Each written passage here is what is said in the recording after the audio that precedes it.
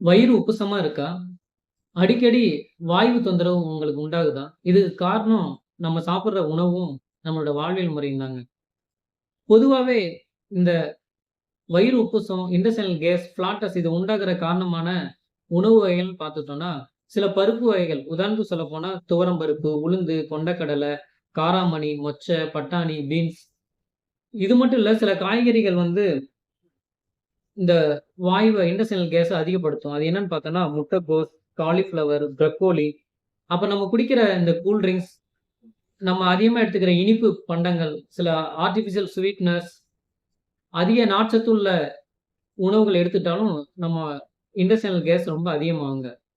So முடிஞ்ச அளவு இத எடுத்துக்கிட்டா, இதோட சில மூலிகை உணவுகள சேர்த்து எடுக்கும்போது, இதனால உள்ள பாதிப்பு குறையும். அந்த இன்டெஸ்டைனல் கேஸ் ஃபார்ம் ஆகுறது கொஞ்சம் குறைய வாய்ப்பு இருக்கு.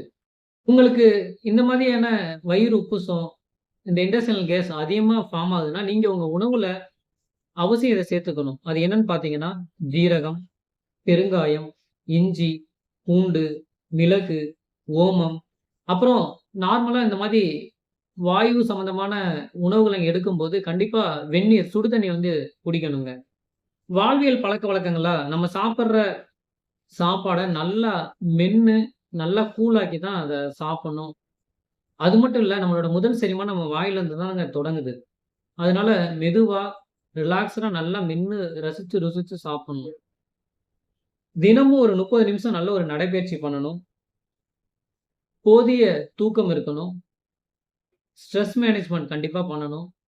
அது மட்டும் இல்ல, குறிப்பா மலச்சிக்கல் இல்லாம பார்த்துக்கணும். இந்த மாரி இருந்தோம்னா, இந்த மாரி வாயு தொந்தரவு, வயிறு உப்புசத்துலருந்து நம்ம மீண்டு வர முடியும். இந்த தகவல் உங்களுக்கு பிடிச்சிருந்ததுன்னா, உங்க நண்பர்களுக்கு ஷேர் பண்ணுங்க. நம்ம சேனல ஃபாலோ பண்ணிட்டு, சப்ஸ்கிரைப் பண்ணிக்கங்க. நன்றி நண்பர்களே!